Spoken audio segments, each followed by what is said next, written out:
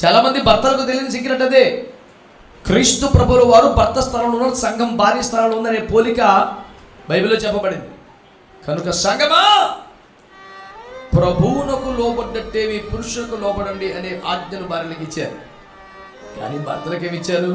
ప్రభువు ప్రేమించినట్లే భార్యలను ప్రేమించండి అని ఇచ్చారు. ఎందుకంటే నువ్వు సరిగ్గా ప్రేమిస్తేనే కదా వారు నీకు దాసోహమై లొంగిపోయేది. ఇవాళ పోలీసు వాడు వాళ్ళేమన్నా దొంగల లాఠీ పట్టుకుని ఇంటికి వస్తా నువ్వు, నీతో సమానమైన హోదాను హక్కుని ఇచ్చాడు. పురుషుడు కనుక మొదటివాడు కనుక శిరస్సుగా ఉండే బాధ్యతలు ఇచ్చాడు. కొంచెం మర్యాద ఎక్స్ట్రా దొరికింది నీకు, అంతే. దేర్ ఆర్ సమ్ ప్రివిలేజెస్, అంతే. ప్రకటెముకలో తీసి నీ గుండెకు దగ్గరగా, హృదయానికి దగ్గరగా అభిమానించడానికి, ఆనందింపజేయడానికి అనుకూలంగా కదా దేవుడు ఇచ్చాడు నీకు. హృదయానికి దగ్గరగా ఉంచమని కదా చెప్పాడు, సమానంగా చూసుకోమని కదా నీ ప్రక్కన కదా పెట్టాడు. ప్రేమకే కదా లొంగిపోయేది, దాసోహం అయ్యేది. చాలా మంది నువ్వు ఎంతలో ఉండాలి అంతలో ఉండవు. నీ మీద, నీ ప్రవర్తన మీద ఒక ఏవగింపు, విసుగు, చిరాకు వచ్చి, ప్రేమ లేని మనసు లేని ఒక మూర్ఖుడికి రాయికి కట్టబెట్టారేమంటారు నన్ను అని బాధ తప్ప ఏముండదు.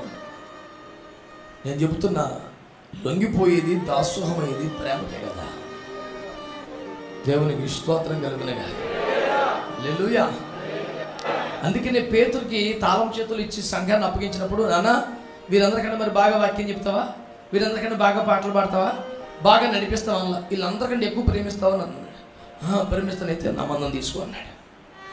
భాగ్యం ఎవరికి ఇస్తున్నాడు? ఇప్పుడు కూడా ప్రేమించే వాళ్ళకి. మరి వీళ్ళందరికంటే నువ్వు బాగా నడిపిస్తానంటే చెప్పి నీకు ఇచ్చేస్తాను. ఇదందరికంటే ఎక్కువ నన్ను ప్రేమిస్తావా, అయితే నా మందరు నువ్వే మేపు, నువ్వే కాయి. చెప్తున్నాను, భాగ్యాలు ఎప్పుడూ కూడా ఆయన ప్రేమించేవారికి.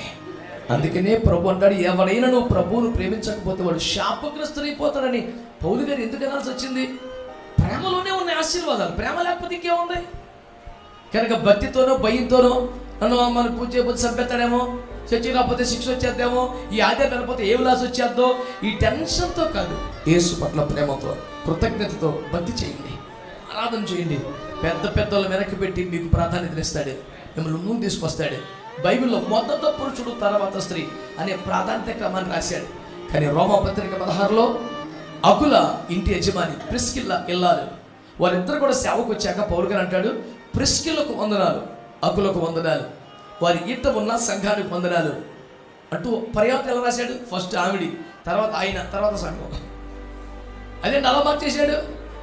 ఆ ఇంటిలో 1 సంవత్సరం 6 మాసాలు 18 నెలలు పౌలు గారు ఉన్నప్పుడు అనేక సార్లు పౌలు గారి మీద ఫిజికల్ అటాక్స్ చేయడానికి ఆ మత ఛాందసవాదులు తెగబడ్డప్పుడు ఈ ఆడ మనిషి ఎదురెళ్ళి ప్రాణం అడ్డేసి పౌలు గారిని కాపాడిందంట. లైఫ్ రిస్క్ చేసి పౌలు గారిని కాపాడిందంట. అందుకనే ఆమె భక్తి, ఆమె ప్రేమ, ఆమె త్యాగాన్ని చూసి ప్రయారిటీని మార్చేసి ఎగర్ లిస్టు 2వ లిస్టులో పెట్టాము, ఫస్ట్ లిస్టులో పెట్టాడు. స్తోత్రం చెప్పండి. అపోస్తలుని వెనకాల పెట్టి ఒక పల్లెటూరుని ముందు పెట్టేశాడు. స్తోత్రం చెప్పరే. తన పర తేడా లేవో, భక్తికే క్వాలిటీ వేస్తున్నాడు ఆయన, ప్రేమను బట్టే మార్కులు వేస్తున్నాడు. కనుక నీ అనుభవాలు గతంలో దేవునిలో ఉన్నా, దేవునికి వ్యతిరేకంగా ఉన్నా, అవి ఏమీ పట్టింపు కాదు. అంతా సమాప్తం అయిపోయింది, సమస్తం నూతనం అయిపోయింది. యేసు ప్రభు తిరిగి లేచాడు. నీవు కానీ ఈ పూట ప్రేమనే ప్రధానంగా పెట్టుకొని మిక్కుటమైన ప్రేమతో యేసును ప్రేమించి ఆరాధించి ఓ చక్కని తీర్మానం రాగలిగితే, తొలి దర్శన భాగ్యం నీకే, ఆత్మ నీకే, అధికారం నీకే, అభిషేకం నీకే, ఆశీర్వాదం నీకే, పునరుద్ధరణ దర్శనాన్ని, దీవెనలను మీరు పొందుతారు.